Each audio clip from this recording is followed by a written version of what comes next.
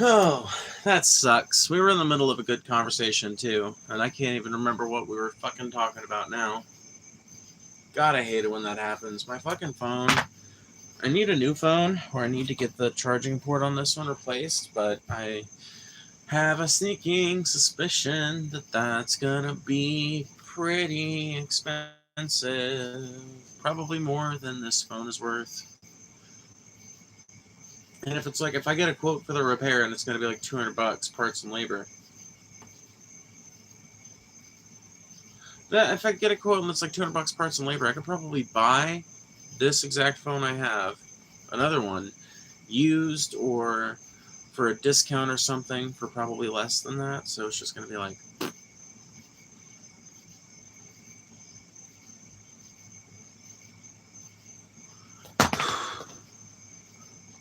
maybe not though. Maybe this phone is worth more than I think. Hi, orangutan. You were the first last time too. Yeah, we're restarting. We're trying again because the last stream just fucking basically collapsed itself. I guess like after you start a stream, if you leave that stream for too long, I guess I don't know, it times out or something. I don't know.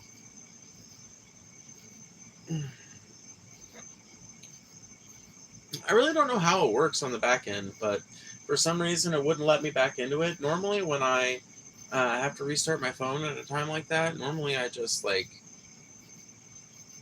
press the YouTube button, like hit the little icon, and then the create/upload button, and then normally live is the first thing that comes up because that's what I do the most often. And if I've got one going, it'll usually say resume. And normally, I guess I'm able to go from charged to or not charged to 1% quick enough to make up the deficit, or I don't know. I don't fucking know. Hello, Margot.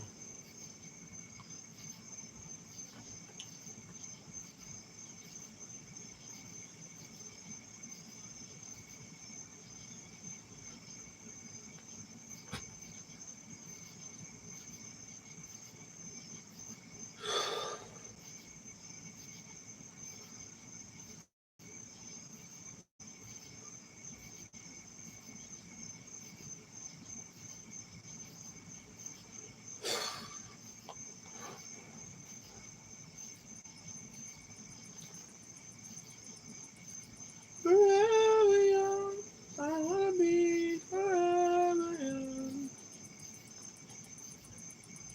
I'm making a pila, paella, a pila, a pila, a paella. I don't know how you pronounce that. Paella.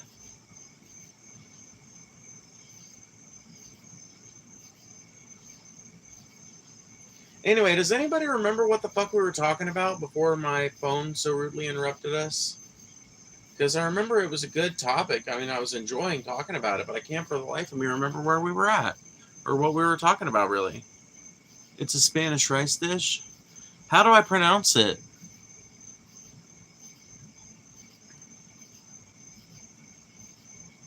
It'd be paella, wouldn't it?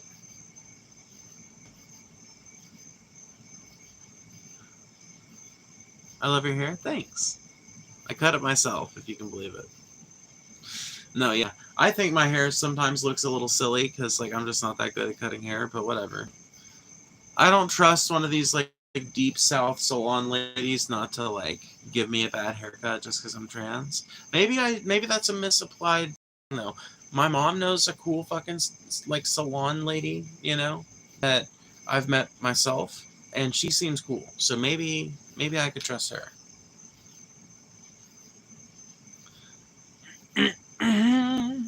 Make sure you guys hit that like button as you're rolling in, by the way. It costs you nothing, and it's a great way to support the channel without actually having to do all that much. All you have to do is double tap your screen or hit the little like button right up there.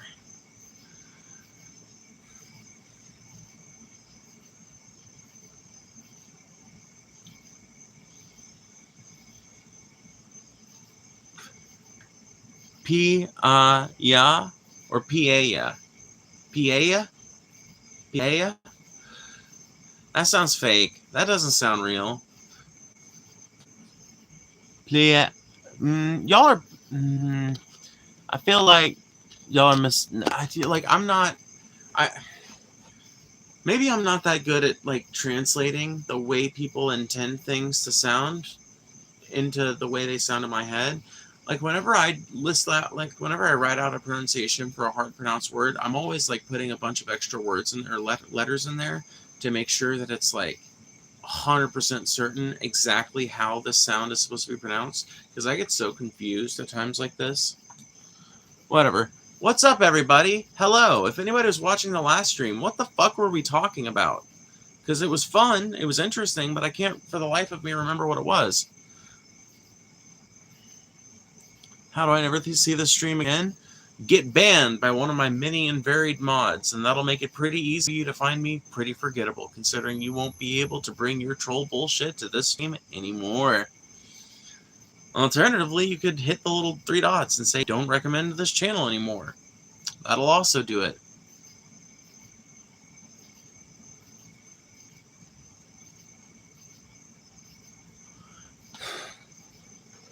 We were talking about buttered sausage, how it's doing, where it's going.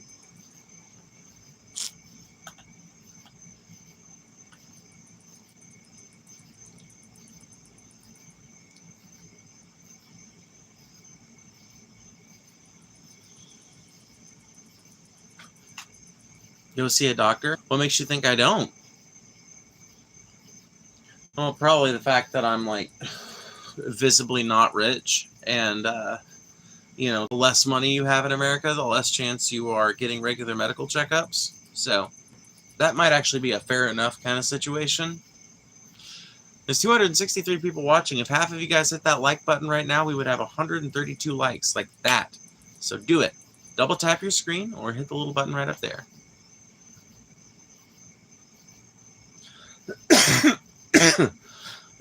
Are you wearing a muumuu? No, this is just a shirt. It's kind of an oversized shirt for my size, I guess, but no, it's not a muumuu. I do have a really cute muumuu, though.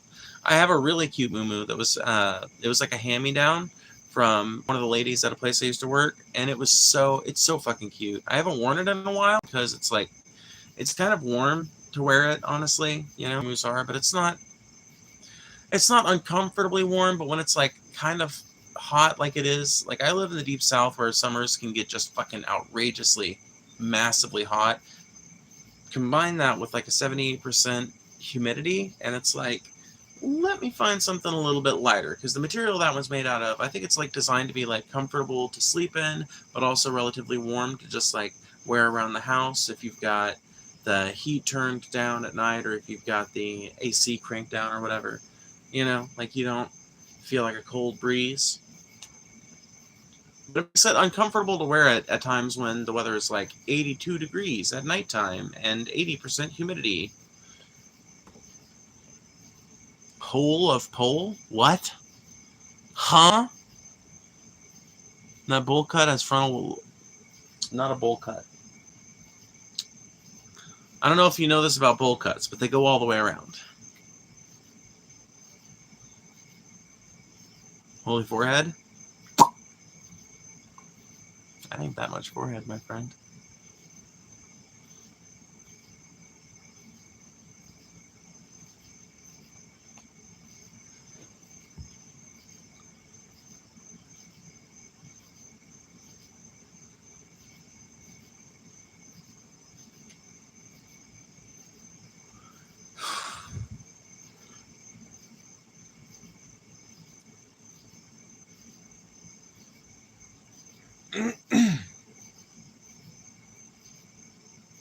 I guess I'm going to have to turn idiot mode on this one too, you know? Like, would that it were not so. Would that it were not so, but most of these comments are not worth responding to. Like, just look at this shit. You look like you voted for Kamala. You don't know shit about how I voted, dumb fuck. Like, what a presumptuous thing to say. What a totally presumptuous thing to say. Way to contribute, by the way, to the exact fucking problem that the billionaires of this country want every single one of us to be contributing to, right? I'm giving you a bit of the derision you're trying to throw back at me, and I think that that's perfectly valid, but you didn't need to come at me like that. You don't know shit about how I voted. You don't know fuck or all about how I voted. You don't even know if I voted. So how about you cut the fucking assumptions? You see the idiotic shit that you have to deal with in here if you don't turn on idiot mode? Dress well, brother. See what I mean? I'm turning on idiot mode.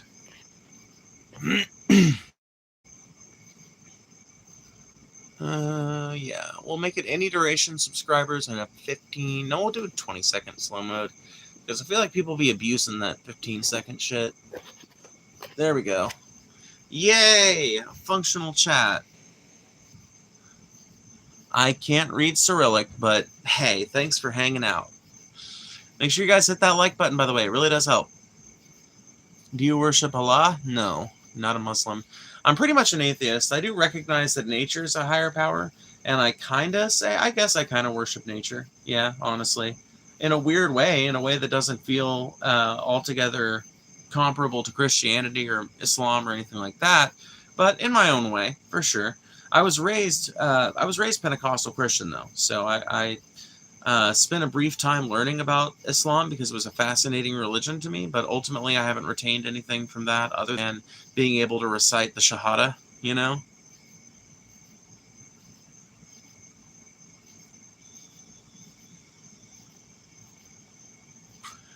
May I share the gospel of Christ with you? No, and I'll explain why, and thank you for asking. I grew up hearing the gospel of Christ. I'm an American, as you can probably tell from my accent and my environment, right? I know the gospel of Christ well. I grew up reading the Bible. I've had chances to read it all the way through, and I've been taught the important stories in about 20 different ways, each of them.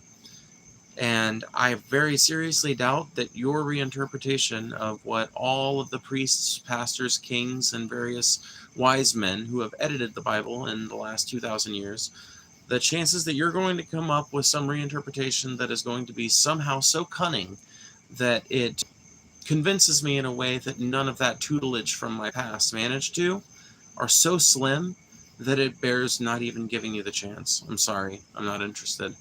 You're not going to convince me. I know better, you know, and I hate to be that way, but I know better. Christ is a compelling philosophical figure, don't get me wrong, but he's not magical. And there's not even a lot of good evidence to believe that he was just one dude.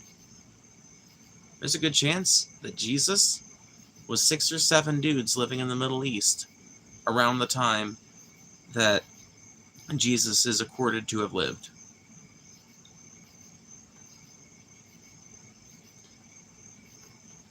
See, and so many Christians are going to interpret that as hatefulness, but it's not meant to be. I'm literally just responding to someone who asked if they could preach the gospel, and I said no. Because ultimately I feel like I know better, It's something I've heard before.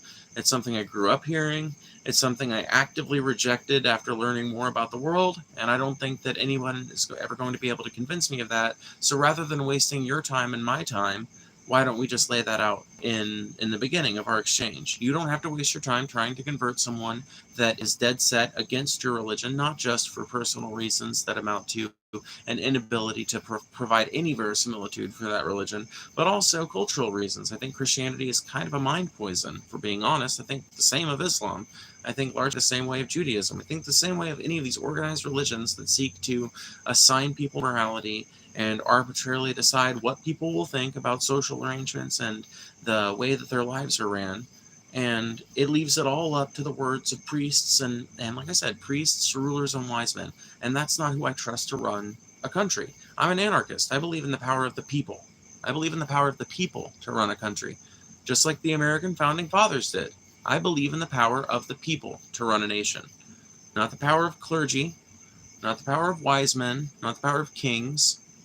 No gods, no wise men, no kings, no masters.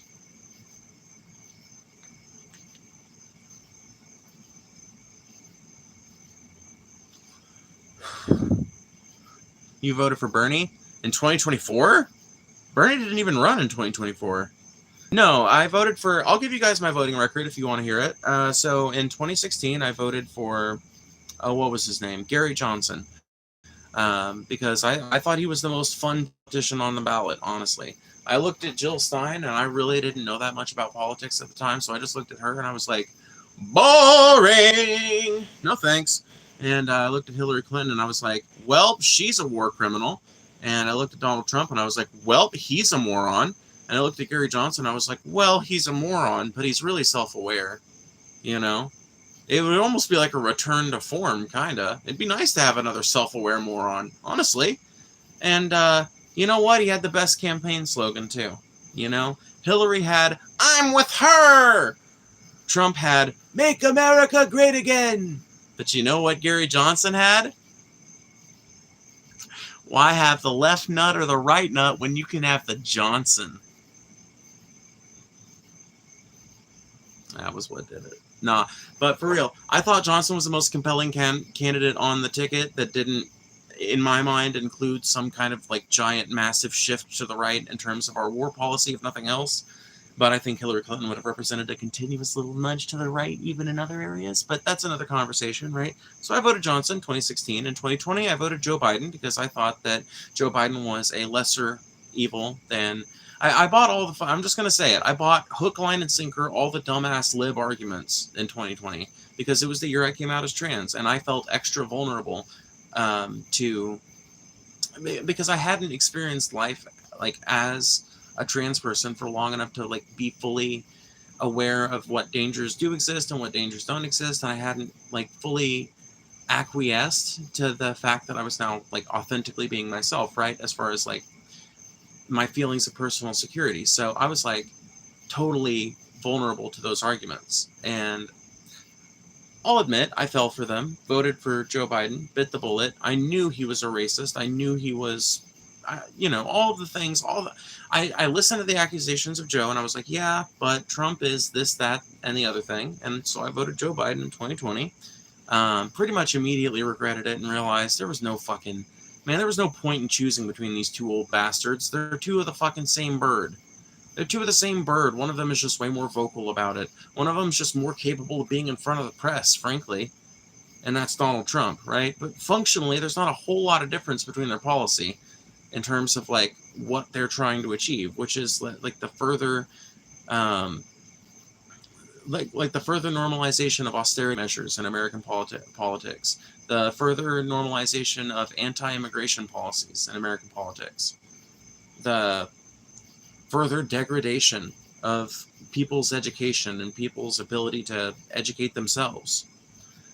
These parties seek the same thing. One of them just seeks it openly, loudly, and forcefully, and the other normalizes that policy while occasionally providing some relief in key areas to prevent riots, to prevent massive rise-ups, to prevent massive strikes, or to end massive strikes.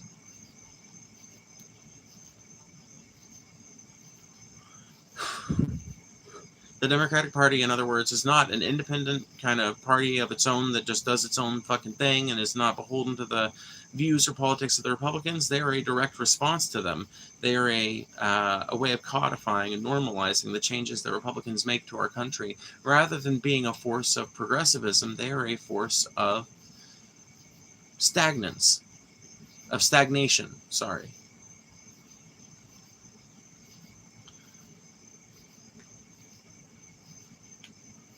I have the same haircut? Nice. BB, do you feel there is a direct way to address the two-party system? Yes. Yes, I think if the American people actually coalesced around an independent movement or a third-party movement, it would win.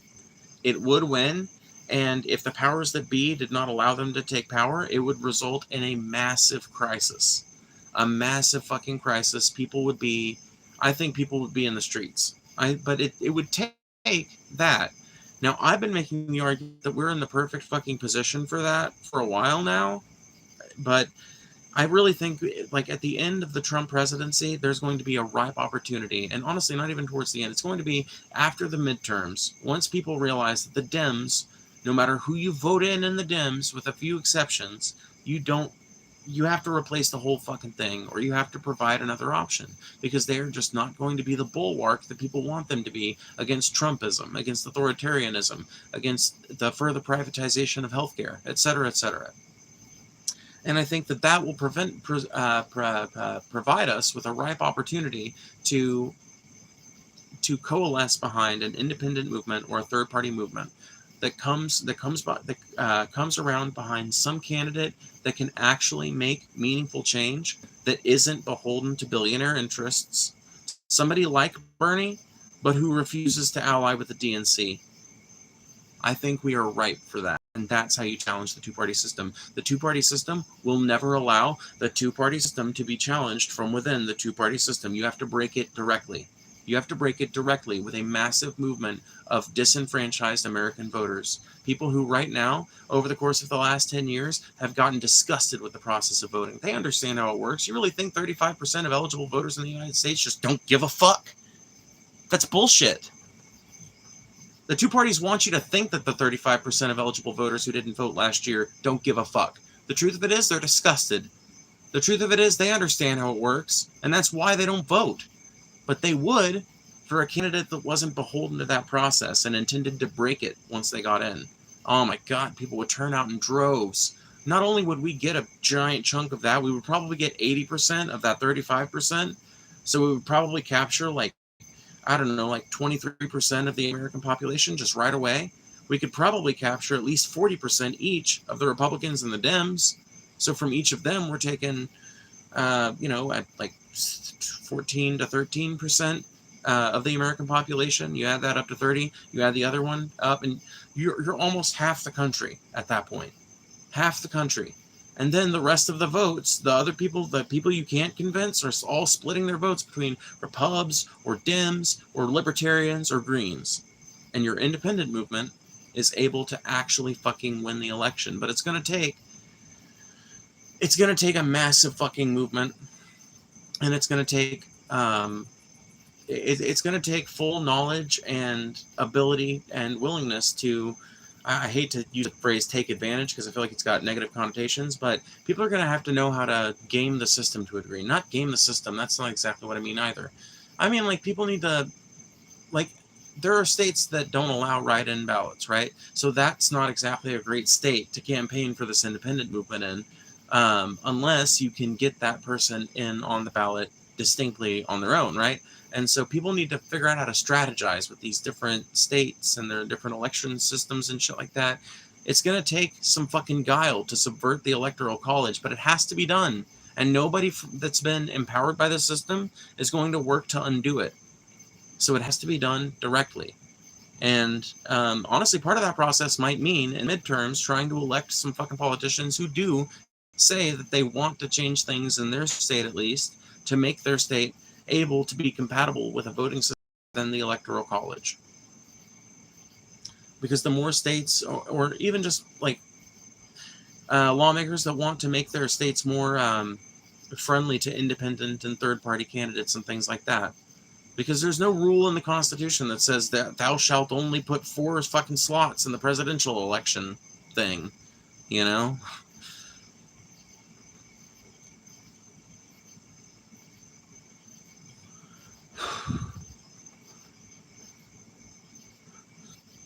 Are you pro-gun? I think that depends on who you ask. I would say yes, because I don't support any magazine restrictions. I don't support any type restrictions, but I do support a very strict system of responsibility for gun ownership, right? I think that it's one of those, like every right in society, it's some give and take, right? The adage a lot of people use is like, your right to swing your arm wildly about ends at my nose, right? So I think that people have a right to have whatever the fuck gun they want to have as much ammo of it and for it as they want to have. But I also think that they should have to be fucking careful with that shit. And if it gets found that their lack of being careful with that shit got their gun stolen and used in some fucking horrible incident, or it became a street piece or something like that, I think that person should get, at the very least, fined and have their fucking ability to take to own guns away. And I think that if it was an egregious enough lapse of responsibility and ownership, I think that there should be jail time involved. There should be, like, I'm sorry, but even a trigger guard, I would accept as you doing your due diligence to make sure a kid or a criminal can't just kick your door in when you're away at work and steal every gun you got out of your house. Because that shit happens. How the fuck do you think street pieces happen? You think criminals have the fucking money to just go out there and buy a fully loaded AK with all the fucking options and shit? No, they're stealing that from like fucking people that actually have a little bit of a fucking gun hobby, but don't know how to steal. They don't know how to fucking secure that shit properly, so it gets stolen from them. If you want to. I'm not talking about them. I'm talking about your common everyday street thug that has a gun that they personally stole out of somebody's house. They didn't get that off of Craigslist. They didn't get it out of a Walmart parking lot. They stole it out of some redneck's garage, out of some redneck's closet.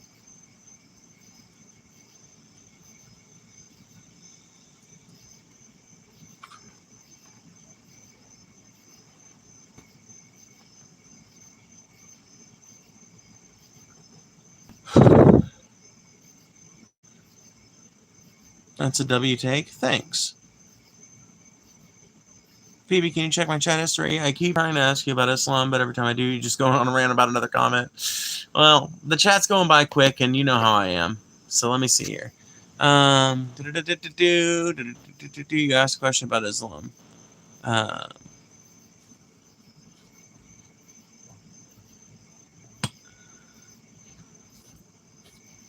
I hate how vegans talk about compassion while demonizing them. Let me see here.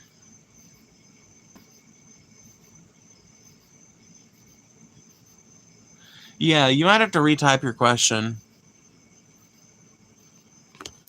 You might have to retype it. I'm looking, but I'm not seeing it.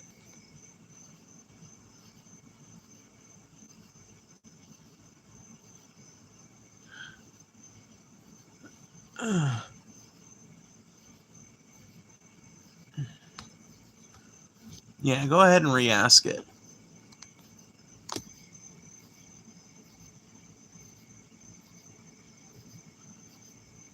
What is this guy debating about? Number one, I'm not a guy, but I understand the confusion. And number two, I'm not debating anything necessarily. I'm just talking with the chat. I don't even know necessarily what we're talking about at this point.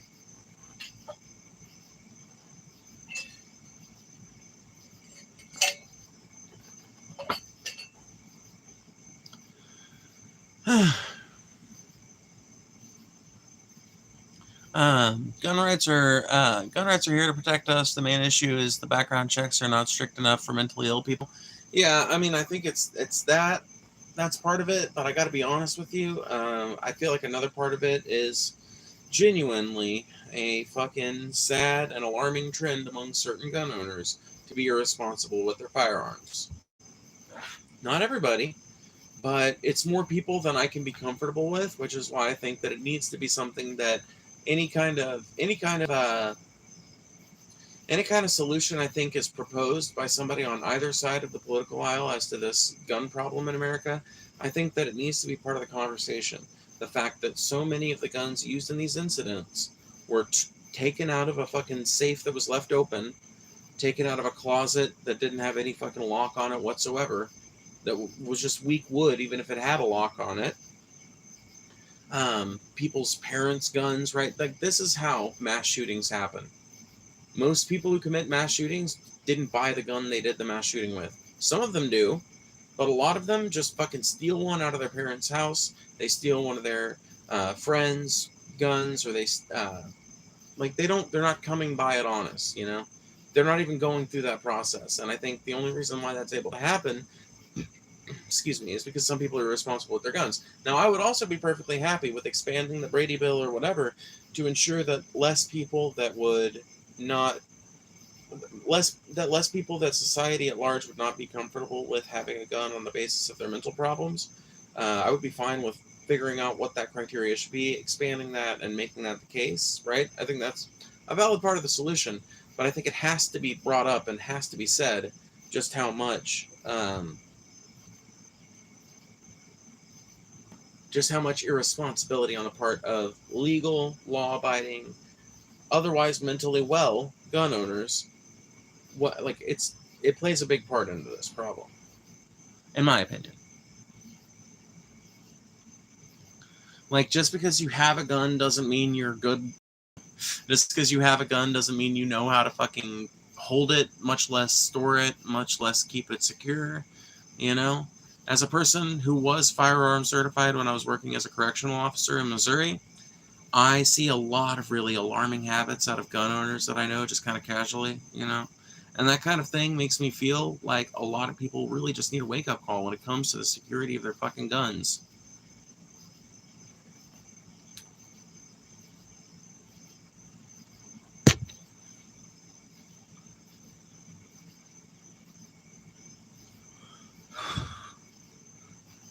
I don't see how I'm contradicting myself at all, honestly. What do you think of artificial intelligence? Will it deserve moral consideration? At a certain point, certainly. At a certain point, it'll just come naturally to human beings to give them moral consideration. I don't think we're at that point yet, but we are rapidly approaching a point where there will be, oh my god, I can see it in my head now. There will be some kind of sentient helper AI, not unlike an Alexa or something like that now, but way more complex. Maybe it'll have little propellers on it, and it can like fly itself to different rooms or follow you around. Maybe they'll be toroidal, so they're extra quiet. And there will be complex AIs doing all kinds of crazy fucking shit emotionally and in terms of emoting and relating to people in just a few short years. I genuinely believe there will be complete emotional replacement. Like, there will be emotional support robots within the next 5 years. Like, in a sense, they already exist. In one sense, they already exist. But I'm saying that someone's going to take one of these really advanced language learning models. They're going to take one of these really advanced LLMs, and they're going to apply it to some kind of either incredibly easily portable or self-following or something like that, some kind of little companion device that's designed to keep you company and be inconspicuous and out of the way, but also near enough for comfort. Can listen to how you feel about it. That can be closer if you want it to be, farther away. They can play you music when you're sad. That is going to happen within the next 5 years. And at that point, people are going to start treating AIs in a moral way. Some people are going to treat AIs in an immoral way. Will there be any standardization of the moral way to treat an AI? I think that's the question you're asking. And I think, once again, the answer is, on a long enough time scale, of course there will be. On a long enough time scale, there will be enough people in government who were raised around and probably partly by these AIs and these little weird drones and shit, that they will be like, well, yeah, we've got to give AIs personhood. We've got to give them, like, at a certain developmental stage, they have to be included as part of the decision-making process for their lives. What is your problem?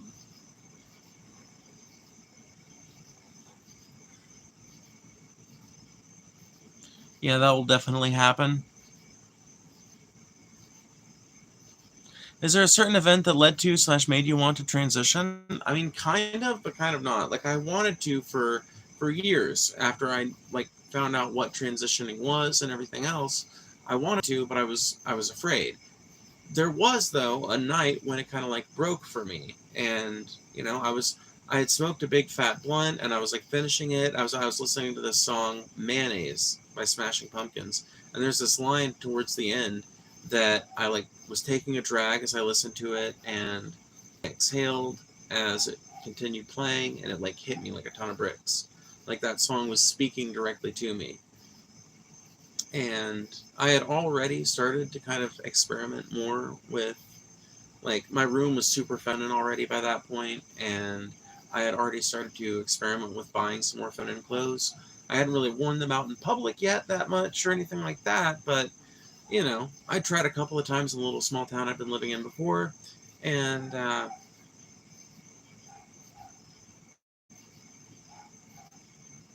after that night, I felt way more comfortable with it.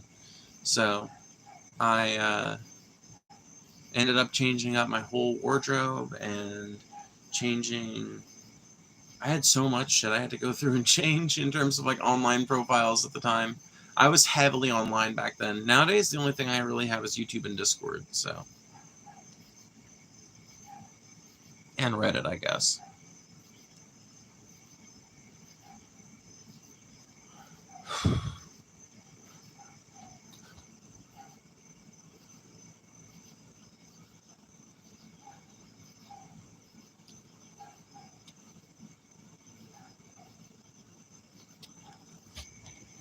Yeah, YouTube might just be striking it down. If you can try and split it up into different parts.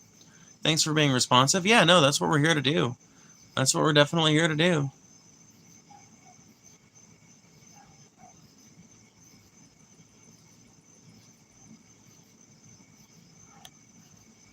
Holy shit. I feel like the chat is not even responding to anything that's being talked about by me. Y'all are off in your own little world, having your own little conversation, and I have no idea where it's going.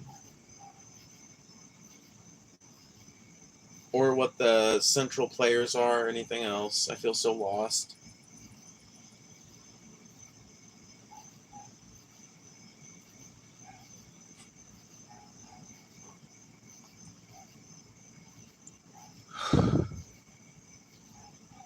Yeah, two of them are just arguing about the universe. That's kind of what I figured.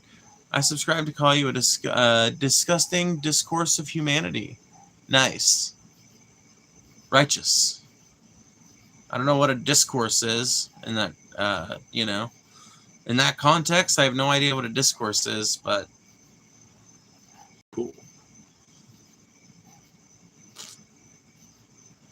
So I think Islam is a danger, but what's your opinion? Basically, the most I can bolt it down, I think. Okay, so I don't think Islam is inherently dangerous. I think that there's a fundamentalist form of Islam that is, I think, bred by fundamentalism, but it's bred by the kind of stress that comes when fundamentalism and the violent tendencies that it brings run up against the power of greater and bigger countries, and I think very often the fallout from that leads to more extremism. And it's as far as the Middle East is concerned, I think it's a fucked up problem that we have a lot to figure out and getting in the way of that. But when it comes to Muslims that immigrate to other parts of the world, when it comes to Muslims who like Indian Muslims don't seem to have that same kind of problem. I don't know of that many fundamentalist Muslims from India. I just don't. But there's plenty of Muslims in India.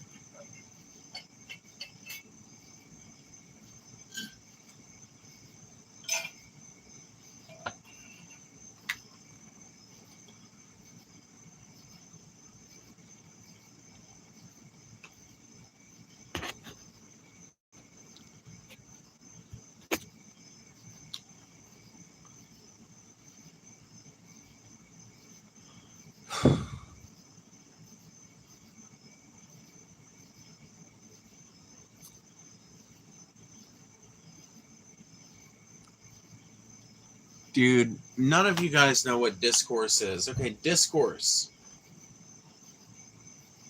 A word that refers to a conversation about a particular topic in its entirety. Example, the discourse around trans women in women's bathrooms.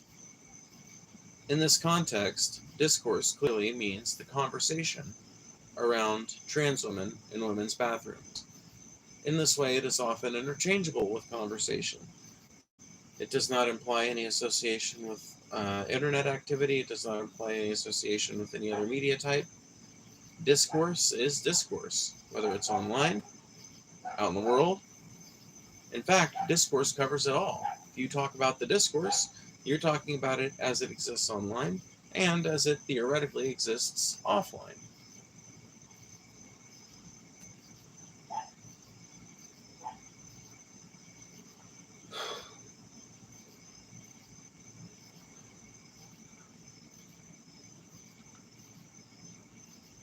Thanks for trying to read my comment. Yeah, no, of course.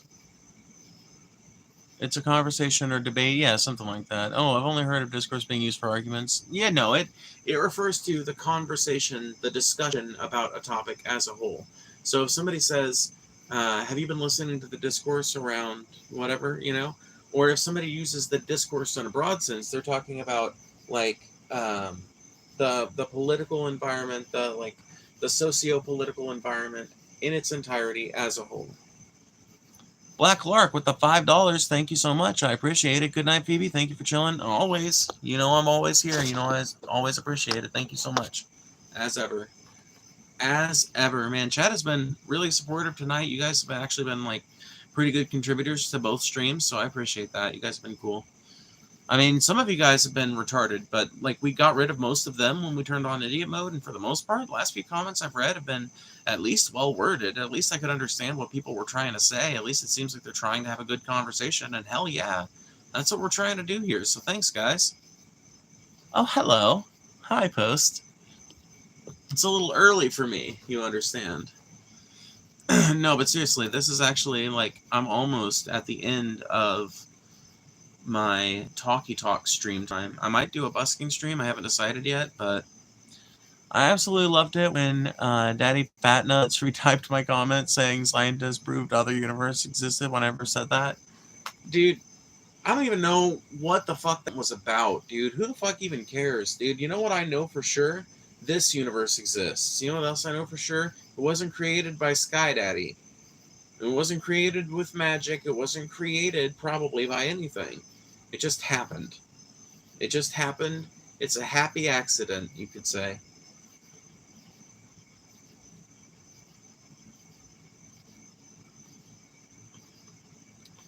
I did a DJ stream for over an hour, and one person watched and liked, but I did dance.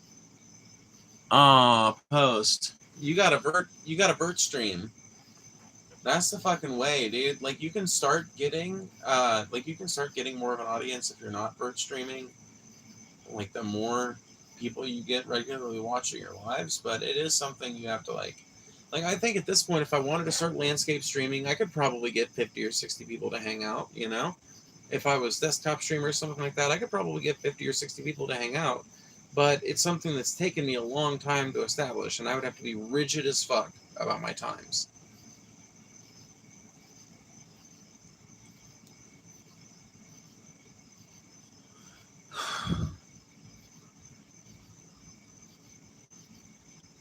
Nothing can just happen. That's completely unlogical. I think it's just as illogical, if not way more so illogical, to say that it was all created by some magical man in the sky that's never been demonstrated to exist, you know? Because Christians have this notion, well, nothing can just happen, but they believe that something can just happen when it comes to the existence of God. Well, how does God exist? He just does. Well, but how? He does. He exists. But like when was he created? Because you say everything has to be created. If it can act on something else, if it can be acted on, it has to be created. Well, yeah, but not God. Okay, but like why though? And you never get a good answer for that. You never get a good answer for the logical loop of nothing can just happen except God. Why? Because because if it's not that way, my narrative falls apart.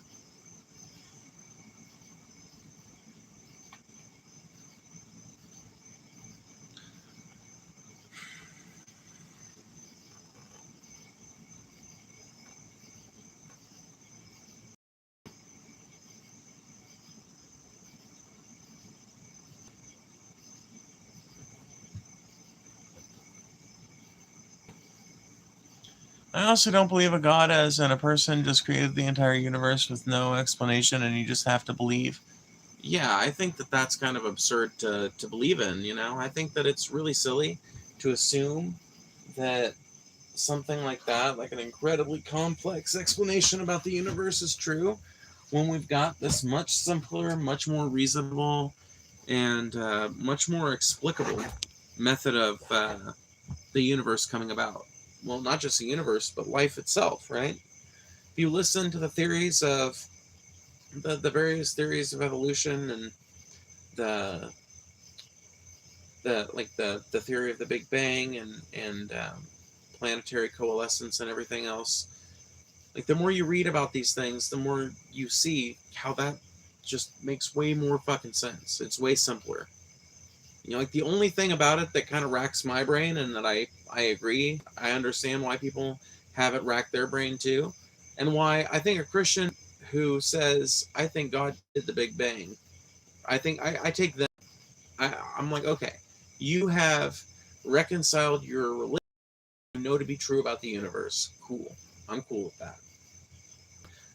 The Big Bang itself does kind of defy what we understand as conventional physics, right?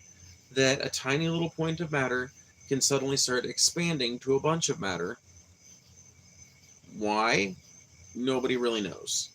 And nobody knows if it just happens over and over again, or if eventually it just goes as far as it's going to go and then starts collapsing in on itself and then just peters out of existence. Nobody knows if that's contained within some wider thing, if we're just like some weird, like, that's what really fucks me up, right? Is when you start to think about the physical reality of the universe itself. Not just our galaxy, not just galaxies as a whole, but like the universe as a concept. It is a thing with tangible borders. Borders that expand so fast we can never catch up to them. But there's something outside of it. Or is there? Is it just empty space? It can't be, right? Otherwise, what is it expanding into? So you see why this topic is interesting to me. But I understand why some people get caught up there. But when it comes to like the theory of evolution, that one I think is very self-explanatory and easy to understand. When it comes to the multiple theories of abiogenesis, I think those are very simple and easy to understand. When it comes to the theory of like planetary coalescence or whatever, like even some of the elements of the Big Bang Theory, I think makes sense, right? But yeah, I get why like the premise of the Big Bang itself as a theory is kind of like mind-boggling because it creates all these implications, right? Creates all these weird physics implications. We don't know all the answers yet. And that's one of the things about religion versus science is for some reason religion is not expected to have all the answers, but science is. If science describes a phenomenon, people don't take it seriously until science can describe every single bit of it. The only reason people take science seriously when it comes to the weather systems and like weather prediction and shit, and even that people are doubtful of. But the only reason it's taken as seriously as it is because science has gotten so fucking good at it.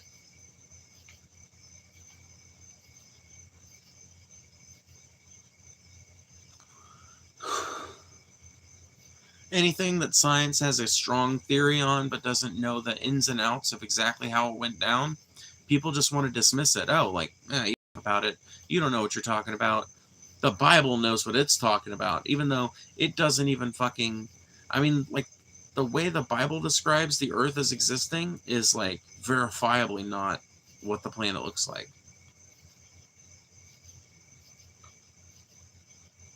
I heard some people view the Bible and Christianity as not being real, but just stories to tell people, like, how to behave. I mean, in a sense, that's true, right? But that's true of all religions. I think all religions are born out of... Man, this is a complicated topic, right? It's an interesting topic.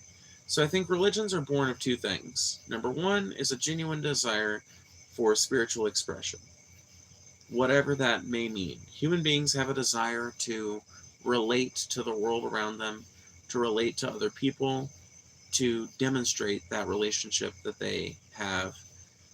We have a need for that kind of ritual life and that sort of thing, right? I think that's one of the drivers, perhaps a primary driver of the development of religion. But I think the other driver, the other thing from which religion is born is the need to control populations, the need to enforce certain behaviors, the need to normalize. And that's something that I think starts to happen after the creation of the religion stage, after the development, like after the first developments, but that, you know, starts to take place pretty quickly afterwards. Because obviously, if you're going to believe that there's all of this intrigue and personality into the people who made the world and ostensibly maintain it, you're going to eventually lead yourself to what I call the Greek fallacy, which is that you're going to start thinking that these figures have some interest in your life. Not that they merely created you and every other animal to be creatures on this planet for observation or to do whatever, right? But that these gods are actually uniquely interested in human lives.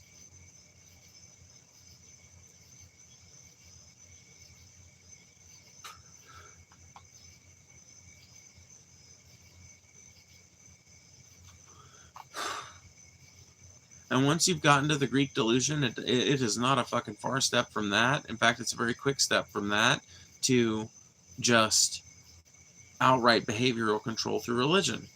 Soon as you start to think, I think the fucking magic people in the sky care how I dress and think and talk, etc. Soon as you fucking cross that line,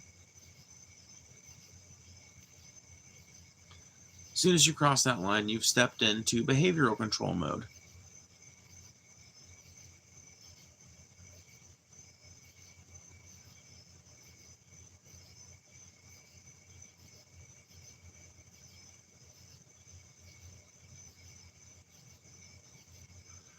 Completely wrong on biblical description of the earth itself. The biblical description of the earth itself is fucking wild. It offers multiple different versions of what the earth looks like.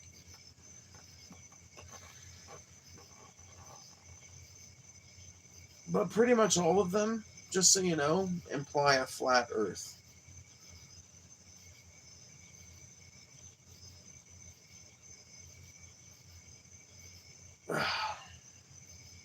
Which cannot be true.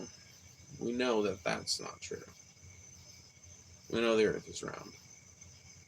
Well, I know the earth is round. Some people like to fucking bullshit and say it's not, but those people are full of shit. I've been high enough and had enough of a view to see the curvature of the earth. It's very real. The earth is a globe.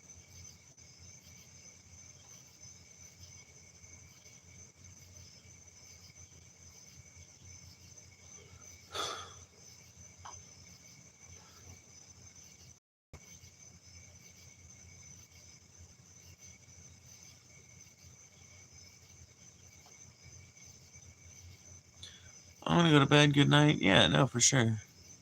What flavor is this? Jungle berries. Yeah. Yeah. Jungle berries.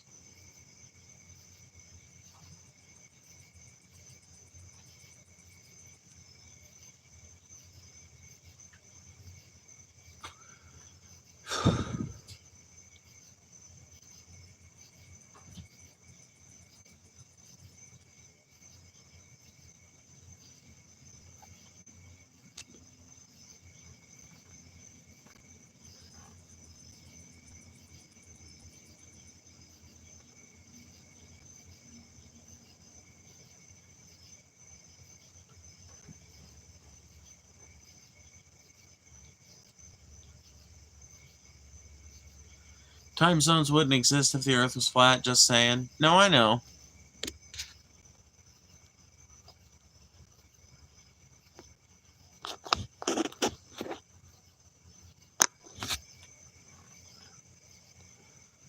Hey!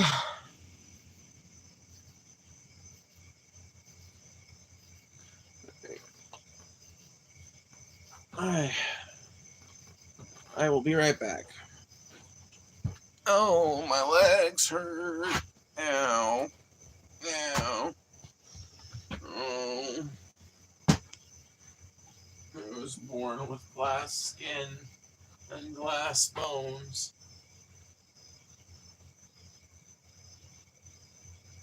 Just kidding. But sometimes I feel like that character, for real though.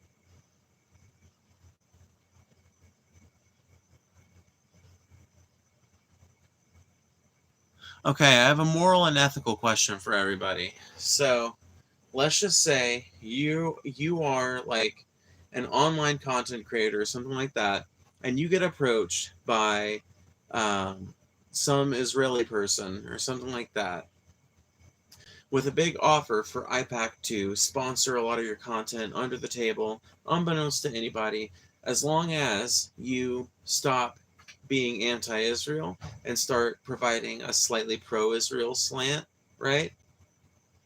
And then they also threaten you at the end. They're like, if you don't do this, Mossad's going to come after you. What do you do? What do you do? And ultimately, I guess this isn't so much I mean, it's an ethics question, definitely. I think my answer would be, fuck, no, I'm going to fucking I'm going to fucking get hunted by Mossad because I can't live with that on my conscience. That would be horrible. But I feel like some people's answer would be like, well, I mean, without the threat, I'd definitely turn it down. But with the threat, it's like, not only am I going to get this great boost to my income, but I'm also not going to be hunted by this terrorist organization. And that's the kind of thing that I think really makes people's moral decisions shine through. You know, I think that it's in those moments where people show their true colors and where their allyship stands. But it's also like one of those questions that makes you think, because it's like, can you expect everyone to be a martyr? Is there a situation in which you would consider a person desperate enough to make it understandable that they started simping for Israel?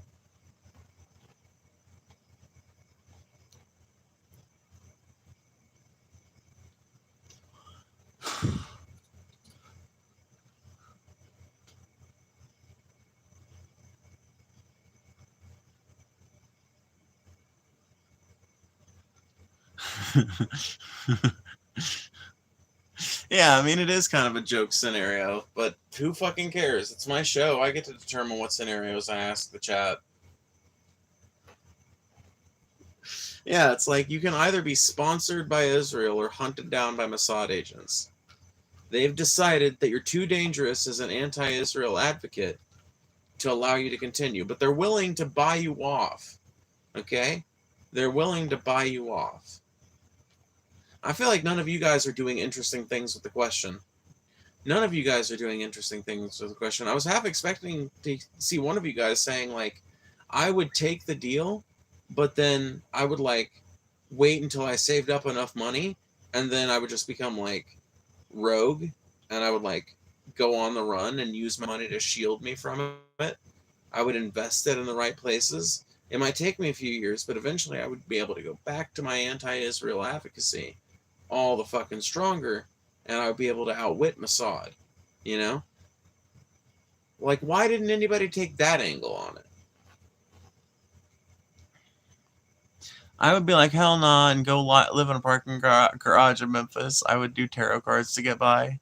Yeah, there you go. And change my name to Madam Boy. Oh shit, that would be hilarious.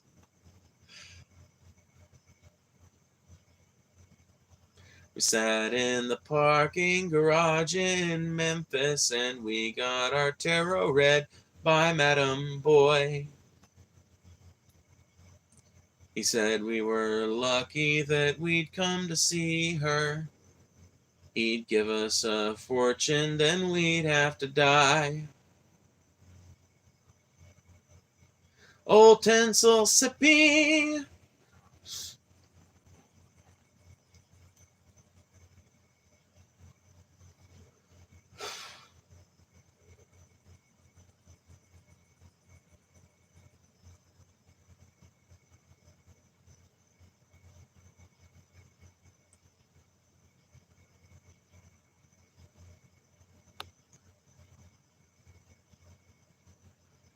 Oh, Tinsel Sippy, your hills and your deltas.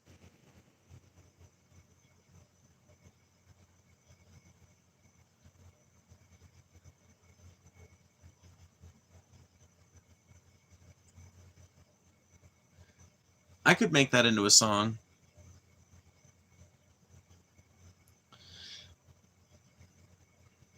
I would be like one of those jailbreaks, not take the deal, change my name, and go from hotel to hotel to hotel, dude. Yeah, see, at least now you guys are trying to hatch interesting scenarios on it. Yeah, dude, hotel hopping to avoid Mossad. Dude, would you give up your social media? Okay, that's the question. How far would you go to escape this fate? Because, like, it's a really fucked question, right? It's a really fucked question. It almost demands that you pick the option you don't want to pick and find some creative way out of it. It really almost demands that. I really ought to ask that. Maybe I should workshop that with TJ and see if it would work as a TJ's crazy hypotheticals question. But yeah, I think it's an interesting question, right? Because like, unless you're rich already, it really seems fucking pretty impractical to say, no, I'll just take the fucking hit. I'll let Mossad pursue me for the next 10 years. Because we'll assume that after 10 years they'll give up, you know? But you have to escape them for 10 years. You have to avoid them and be out of their fucking line of sight for 10 years, right? And like, that's why I say it's kind of an interesting question, because that's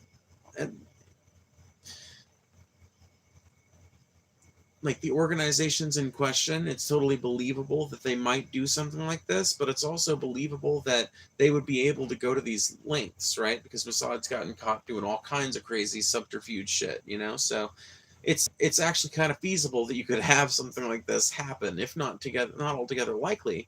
It's feasible, it's possible, right?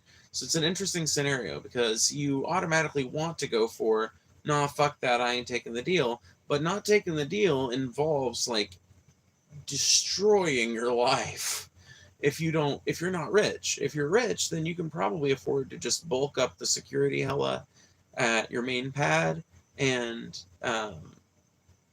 like let them deal with the main onslaughts, while you just kind of like jet set around the world and have some, like, you pay somebody else to run your social media for a while.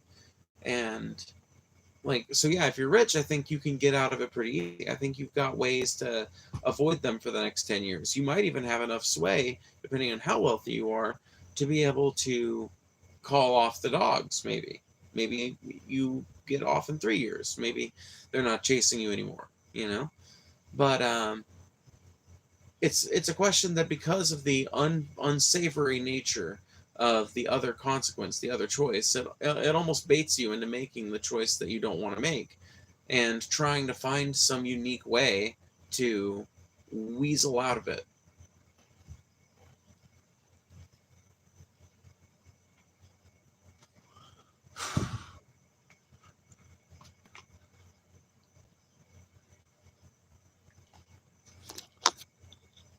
Hardly. Supported by all nuclear powers and as a growing economy and furthest technological advancements in the world, I doubt a couple terrorists would change one of the world's pinnacle nations. Change it? What now? What's going on? Not in the U.S., of course, though. We aren't a democracy, just an oligarchy with extra steps. That's largely true anymore. Yeah, that's largely true.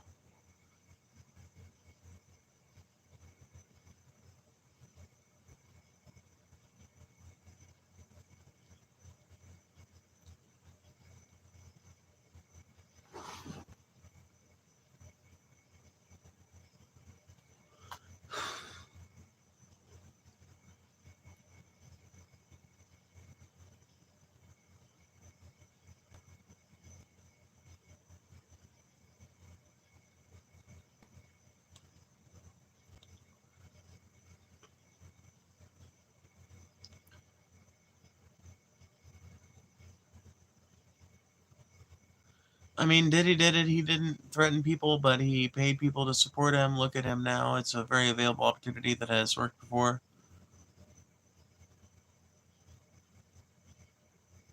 Yeah, I mean, you never know. I don't know what the fuck we're talking about anymore, though. I don't know if you guys are still responding to my scenario, if you guys are arguing in chat or what. It's kind of hard to tell.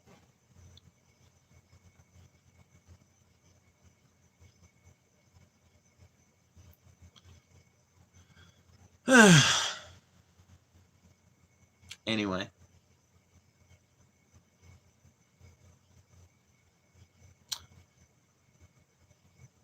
By the way, y'all, it is my birthday in just a few days. So if you want to get me something, consider looking at my channel wish list. I have it posted in my channel description. I meant to mention that earlier, but I forgot to. Birthday's on the 27th.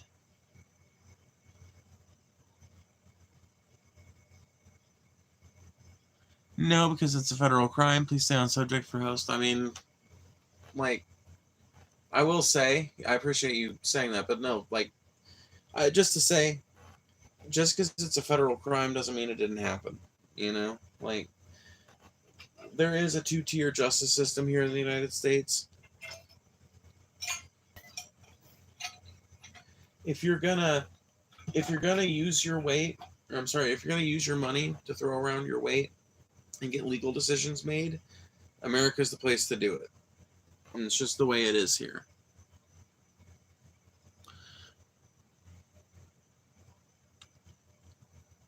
Do I have to skip town in Memphis now? Are they after me? No, I think you're good.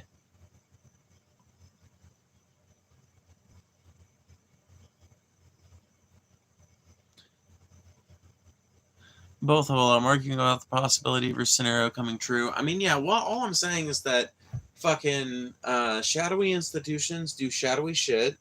And, you know, I'm not saying anything like this has happened in the past exactly like I'm describing it. But has Mossad done operations that none of Israel's allies knew about in foreign countries? Yes. Has Mossad interfered in the politics of other countries? Yes. Has Mossad threatened, paid off, struck deals with, or otherwise interfered with the operations of independent news media and media companies in general? Yes. So where exactly comes the argument I see from some people in chat that this is improbable? This is entirely probable. It's not likely, but it's entirely possible. It might not be probable, but it's possible.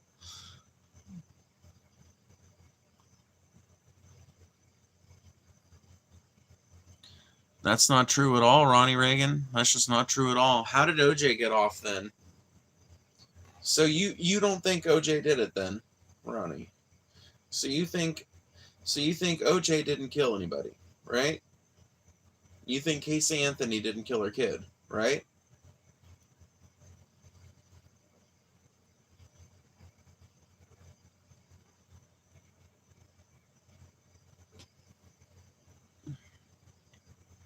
What do you really think happened to the colony on Roanoke Island? I think they were probably absorbed by local Native American tribes.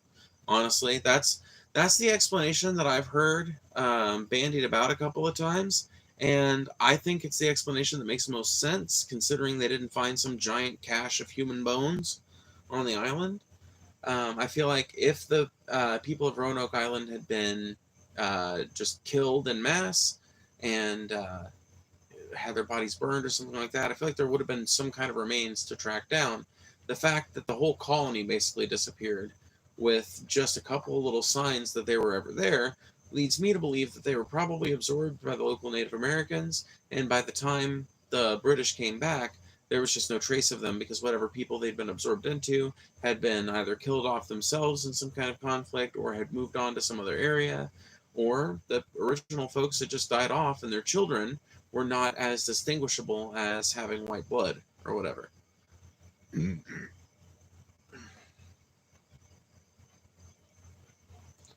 But it's an explanation I've heard bandied about that I think bears a lot of sense or whatever. I don't know how to put it. OJ wrote that book and stuff. No, that's not what I'm saying at all, but that's besides the subject. But when there's undeniable evidence, people get sentenced? No, they don't. No, they don't. What do you mean when there's undeniable evidence, people get sentenced? No, they don't. People get off for dumb shit all the time, dude.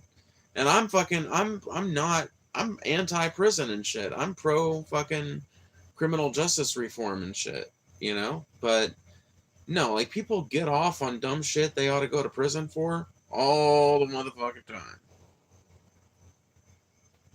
Sometimes people get off just by not even being fucking accused in the first place. Sometimes people get off by the accusation not bearing enough weight. But, you know, like, that's all. Like, that's the slings and justice of having a justice system that is fair and equitable and gives everyone a fucking shot. is, because you don't want to get innocent people gaffled up, and you're going to have some people slip through the cracks every so often. It's just how it is.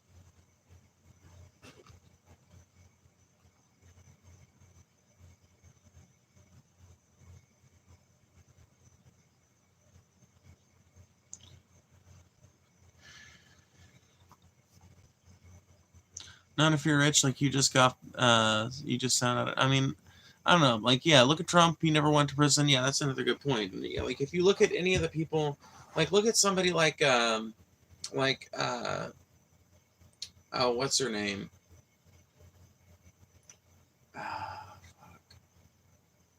Caitlyn Jenner.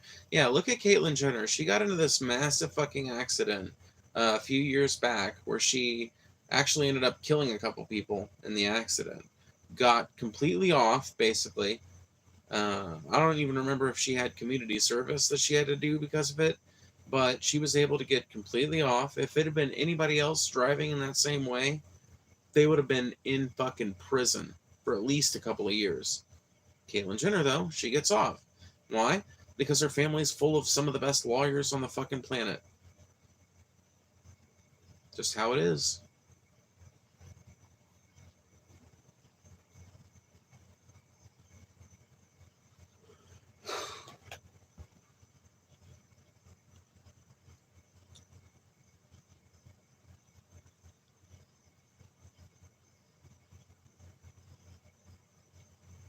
Look at Matthew Broderick. He killed a woman and her dad with a car, and her child with a car. Yeah, yeah. And he's not the only one, dude. There's Matthew Broderick. There's fucking Caitlyn Jenner, like I already mentioned. Oh, there's some other fucking dumbasses that have done that same thing too, and I'm just not. Their names are escaping me, but yeah.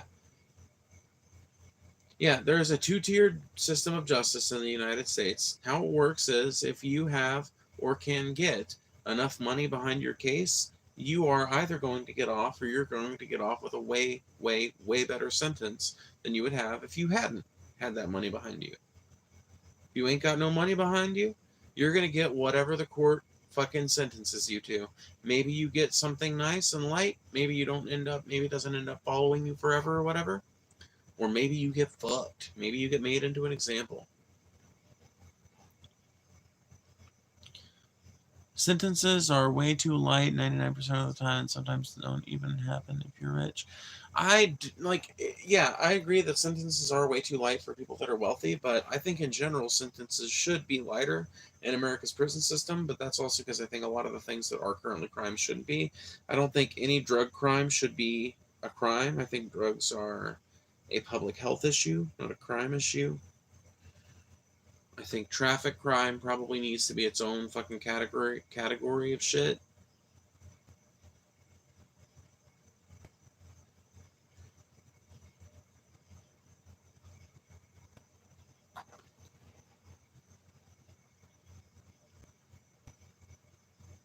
That's really not the case. Otherwise, people like Pablo Escobar and other members of Cartel would get away with it. They do all the time. They do all the time. You realize, right, that so much of the reason why the cartel is able to be as dominant in Mexico as it's been for so many years is because the cartel actively involves itself, just like the mafia used to, and in some places still does, right here in America. The cartel will pay off local leaders, local politicians, state level politicians, national level politicians.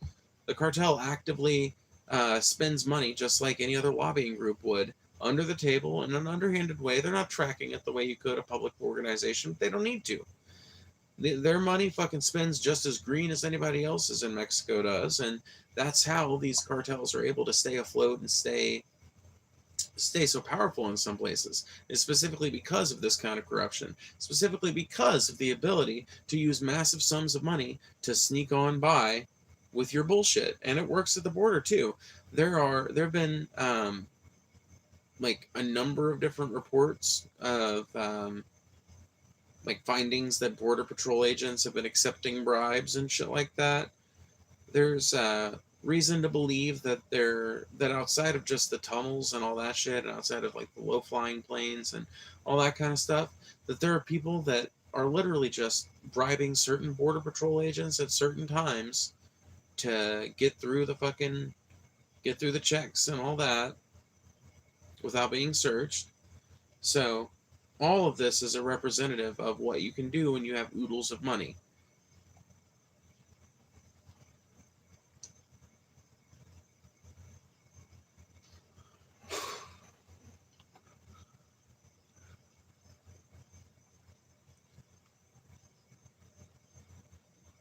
Do you think if Christian nationalism went far enough in legislature, the literal witch hunts would come back? In a sense, yes, Post. In a sense, yeah. I think if Christian theocracy, the likes that of the like that people like Ronnie Reagan and not the one in the chat. I mean, the famous president, right? Arch father of conservatism or whatever. Conservatism's old grandpa. Anyway, so I think that if Christian nationalism of the kind that people like Reagan and the Bushes and I think to a somewhat limited degree Trump support, I think that if that kind of thing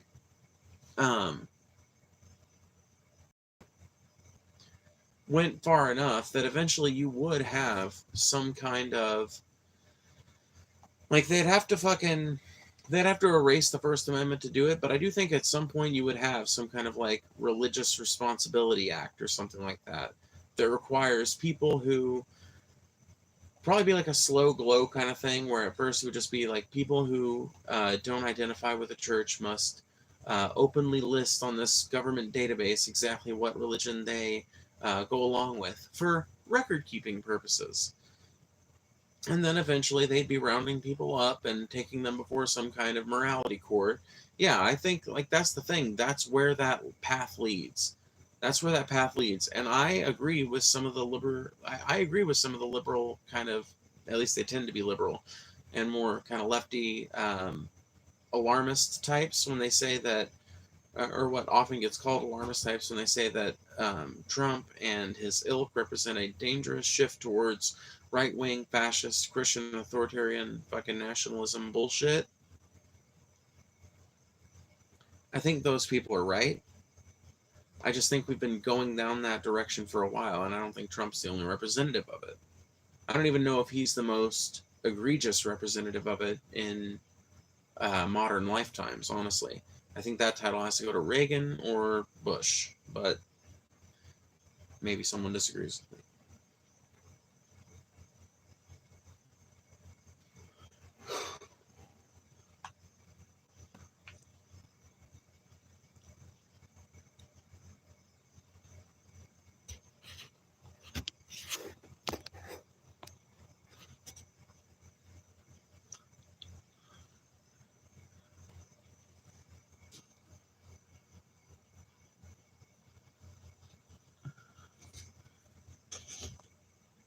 Do you think a Christian... Oh, I read that. Okay, yeah. Yeah, I think it would. It's hardly fascist, as he's not actively rounding up people to slaughter. If anything, that's a crude way of throwing the word around. I don't agree, because I don't think you have to be rounding people up for slaughter to be a fascist. If you believe Mussolini's definition of fascism, fascism is merely the corrupt, incestuous marriage of corporation and state power, right? Corporate and state power. So if you trust that definition, then America's been a fascist country since about the 1950s, maybe the 60s. Some would argue the 30s or the 40s, honestly. Maybe some would argue before that, but we've been fucked up in that regard for a real long time. But if you take Umberto Eco's definition to heart, even that one doesn't include rounding people up specifically for the purposes of killing them. But I also don't see much of a distinction between rounding people up to put them in cramped, horrible conditions for a few weeks while they wait to be transported to some other country that they may or may not have any familiarity with themselves. I don't think that's much better, because I think that sentences a lot of those people ultimately to death. Many of them came here because of dangers they faced in their home countries. Many of them came here because of lack of fucking opportunity in their home countries. And many of them are probably going to be retaliated against as a living example of the frustration, as like a living target for the frustration that people feel in these countries for all the policies that keep fucking them over not considering any of their needs or desires or anything else, only ever considering the needs, desires, and wishes of America. So I think ultimately you can't say that there's much of a difference between what Trump is doing and what he probably wishes he could do with a lot more power.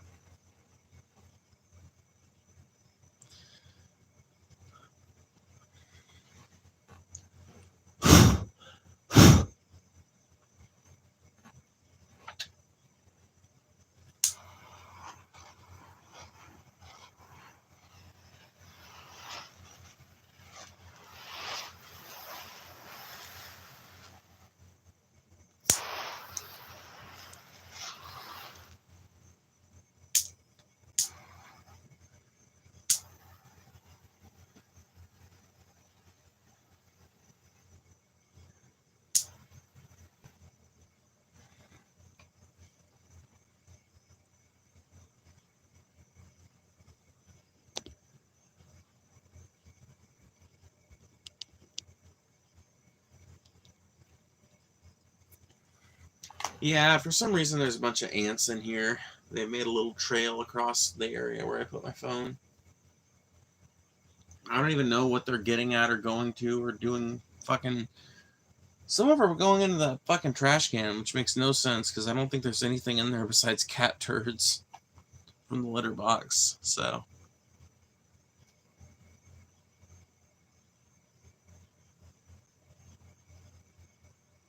Yeah, I tend to agree, orangutan. I tend to agree. Anyway, I'm gonna go ahead and go, y'all. I'm super fucking tired, and it's been a long night, but you know what? It's been a good one. You guys have a good night. Thank you guys for hanging out. I will see y'all later.